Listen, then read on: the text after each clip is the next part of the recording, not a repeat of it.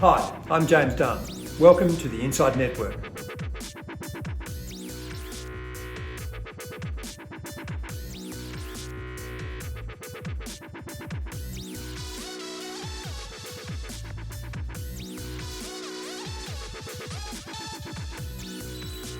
Welcome to INDepth, where my guest is Wenchang Ma, co-portfolio manager of the All China Equity Fund at 91.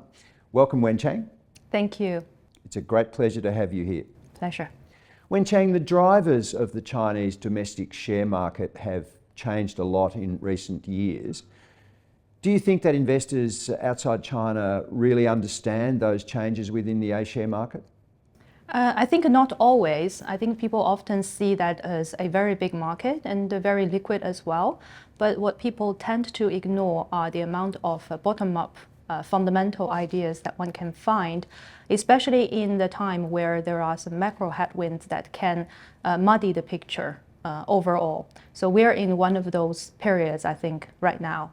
And when we look at the Chinese onshore market, we have seen that over the past 10 years, there has been an increasing number of very successful companies that came to that market to get listed.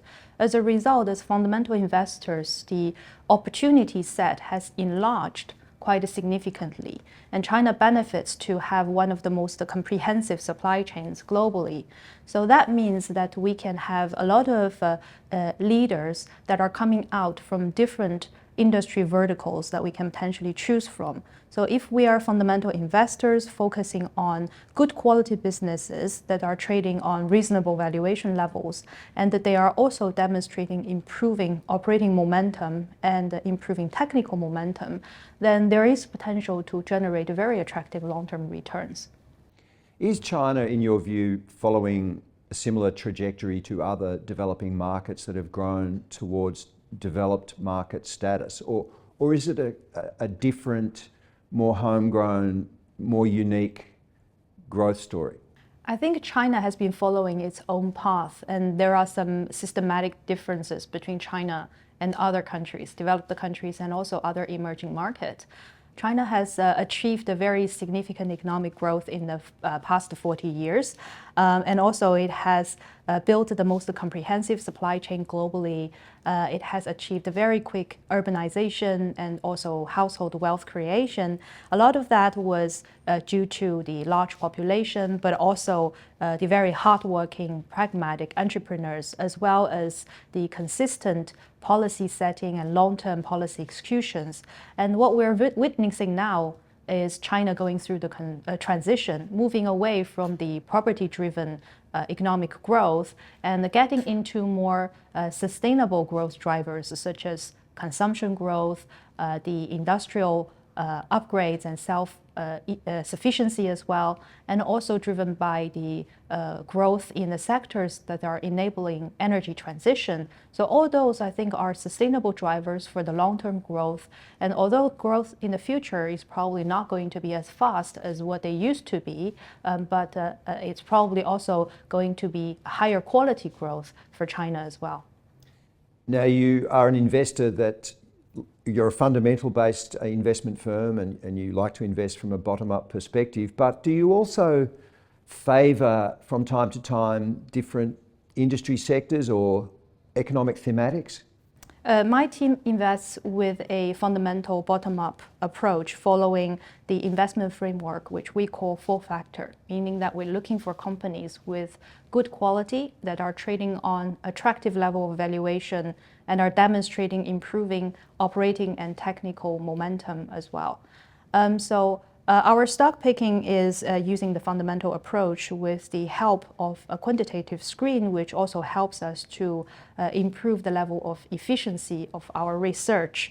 There are some themes that are very prominent in the portfolio, such as China's growing consumption market, China's technology improvement and increasing level of self-sufficiency in technology, and also energy transition, SOE reforms. So you can find all these themes that are present in our portfolio, but those are driven by bottom-up stock picking instead of top-down allocations.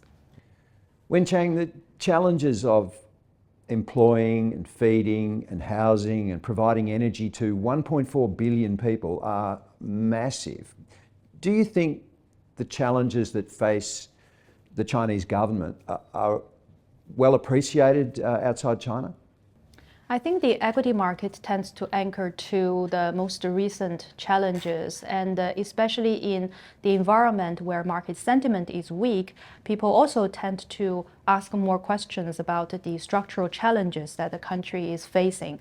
But that makes us forget about the opportunities that one can find within the second largest equity market in the world using a bottom-up stock picking approach, which we use as fundamental investors. I think we need to think about the supply chain that is abundant in China, the amount of opportunities that are coming from the industry leaders in the consumption industries, in the industrials, technology, materials industries, and among the abundant enablers of the global energy transition in the next decade or even decades to come. And the opportunity set is very, very rich for bottom-up stock pickers. There is always inevitably an overhang of geopolitics in this space. Do you think that China still views its global trade relationships as being important? I think China is not trying to decouple itself from the rest of the world. The export to the friendly countries has been increasing, although the export to the competitive economies is probably going to face more challenges. But globally, there has been a shift of the geographic allocation in terms of trade, especially following the COVID that we have experienced as well. But we look at the Chinese companies' positioning along different industry supply chains. They are in very good position to move up the value chain. And the amount of labor-intensive operations are probably going to move inland or into other emerging markets. But it doesn't necessarily mean that China's competitiveness in terms of its trade is fading. And China also has the significant domestic market to support these companies to be able to grow up in scale and maintain the level of competitiveness on the global stage.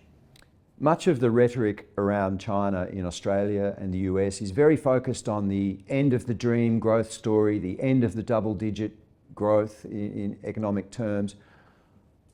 What do external investors most underappreciate about China?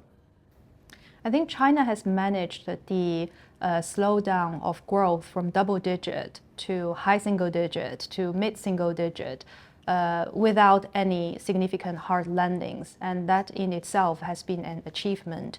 And at the moment, China is still going through the transition. We are seeing in recent years China moving away from the more cyclical, property-driven economic growth model into the growth drivers that are more sustainable, notably the growing consumption in the economy, supported by an increasing number of middle income population, and also helped by technology innovation that are supporting the industry and technology sectors to move up the value chain and get to more self-sufficiency. And also it is by the energy transition that has already built a very strong supply chain inside China. And those companies, after they have achieved a significant scale, they're also contributing to the global initiative of decarbonization. So all those are very strong initiatives for growth. And that has created a lot of fundamental bottom-up stock picking opportunities on the Chinese market, which investors may tend to ignore when the overall economic situation is facing some temporary headwinds. This has been In Depth with Wenchang Ma of the All China Equity Fund at 91. Thank you, Wenchang. Thank you very much, James.